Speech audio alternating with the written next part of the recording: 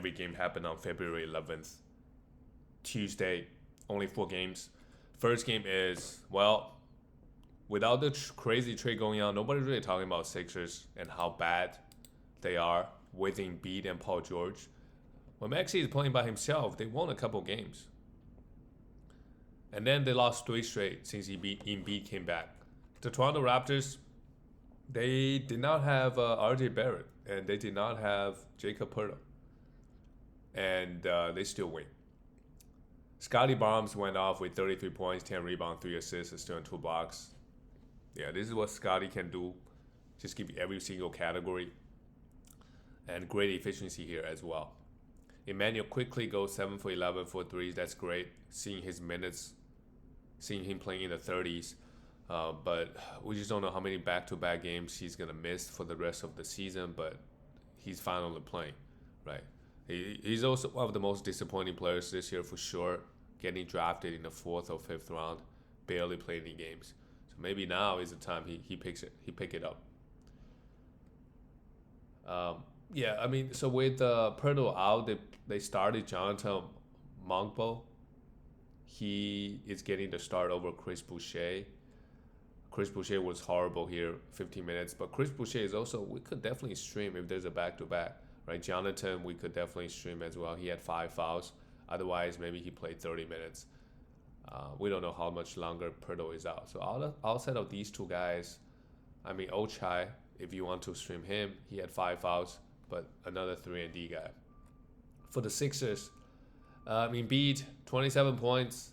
Tyrese Maxey was pretty bad here, but when you play with Embiid, sometimes, right, you have to give something up. I'm not worried about Maxey, but Embiid, 10 for 13 from the line, 8 for 19 from the field, 27 points. He's actually a +1. I mean, the numbers are fine with Embiid whenever he plays.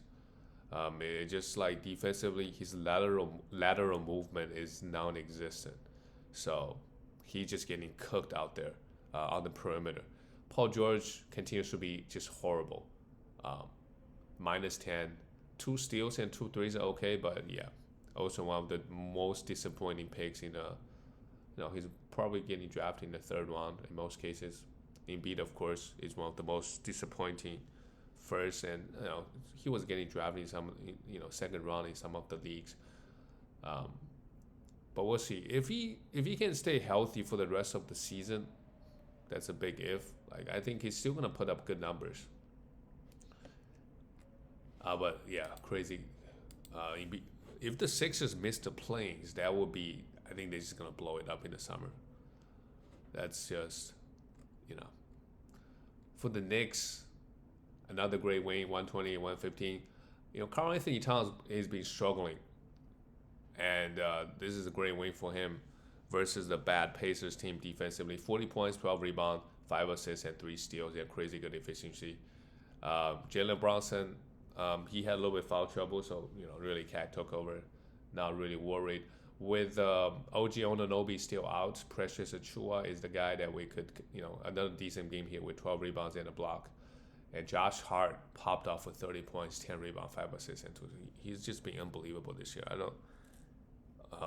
Now he's doing 30-point games, 30 points and 10 rebounds. Of course he's gonna add in a few assists and steals. Mikal Bridges didn't play well. Really the only guy who didn't take an advantage of playing this Pacers team. Pacers, Tyrese Haliburton, 16 points, 8 rebounds, 2 threes is okay. But we need more. Our expectation for him is a top 10 player. We need more. Pascal Siakam had 24 points and 3 threes, added some defensive stats. Thomas Bryant, if Miles Turner remains out, he's the guy. 9 rebounds and a block, 4 assists, and 1 3. Remember, Thomas Bryant, a couple years ago on the Wizards, everybody was very high on him. So if he played 30 minutes, he could legit be a top 50, 60 player. But I don't think Turner's injury is that serious. Andrew Nembhard plays huge minutes, but doesn't really do anything with it. And they finally started Aaron Nesmith, and then he had 4 fouls right away. So Benedict Mathurin, if you still have him, he's just a stream player. So be ready to drop. For Detroit, another great win for them. I think for this game at some point, It was like 70-20. Detroit just completely destroyed the Bulls. And Detroit defensively this year, they are great. Kate Cunningham, 20 points, 6 rebounds, 7 assists. This is such an easy win. Only played 27 minutes.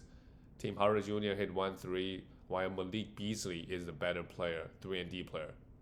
For this team, 15 minutes, he hit 7 threes, 24 points, completely destroyed the Bulls.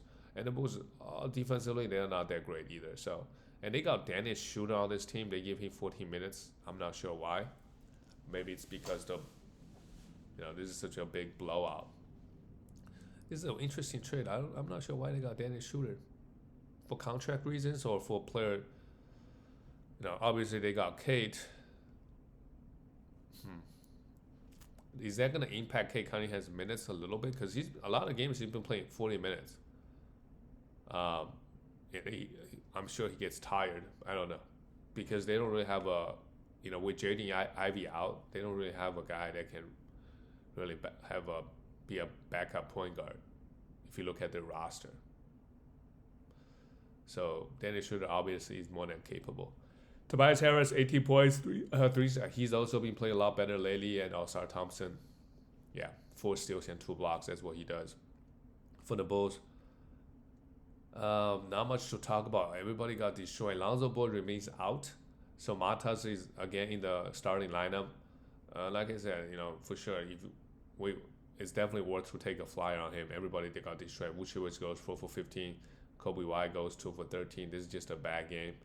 And we can just move on to the next one for this Chicago team. The next one is the Grizzlies and the Suns, 119-112. The Suns, they're just not beating any good teams in the West. They're just not. Now, after this loss, they're now officially the 11th seed. The Warriors, right, they got a trade in. They won a couple games.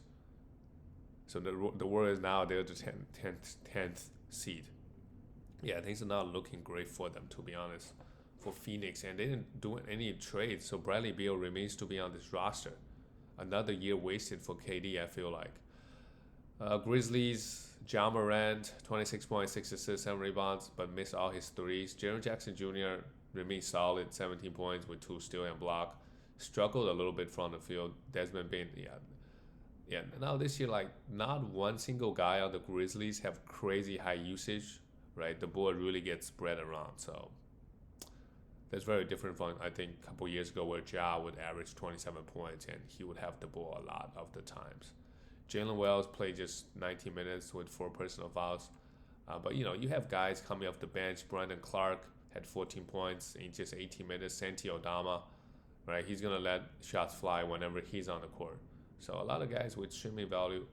Of course, Luke Kennard can be streamed if Ja Morant is out. We look at the Phoenix Suns. I think it's a milestone game for KD too. He had 30,000 points. He had 34 points. Big night for him. Played 42 minutes, but just not enough to beat them. What a game from him. 1 steal and 5 blocks, but he goes 7 for 10 from the free throw line. Right. I don't know what's going on with KD's free throw this season, but he's not that high 80s player anymore, which is very surprising, given it's KD. Devin Booker goes 5 for 5 from the line, 17 points. Devin Booker this game took a backseat because KD's trying to get to 30,000 points. And this game here, they started Bobo. I'm not sure if there's going to be a trend moving forward, right? But Phoenix, they're kind of desperate. They just need different lineups. And of course, with this versus the Grizzlies team, they are a big team. They start Zach Edey and Jaren Jackson Jr. I don't think Bobo is going to get 30 minutes consistently, but when he does, of course, kind of like mini Victor Wembanyama and Chet Holmgren, 2 steals and 4 blocks and 18 points. But if you want to pick him up 100%, I just don't know if this is going to sustain. You have not much to lose if he's on the waiver wire. Tyus Jones had a good game as well, 9 steals and 2 steals. With Beal out, of course, he's going to get a few extra minutes. And then the rest of the 3-and-D guys, they all played okay. Royce O'Neal, 11 points and 1 steal. But, they really got up. I mean, they did some, like Mickey Mouse trade, got Nick Richards, which is not... Nick Richards is not doing much. 60 minutes, 6 points and 4 rebounds. So yeah, we'll see. That's it, guys. I'll see you tomorrow.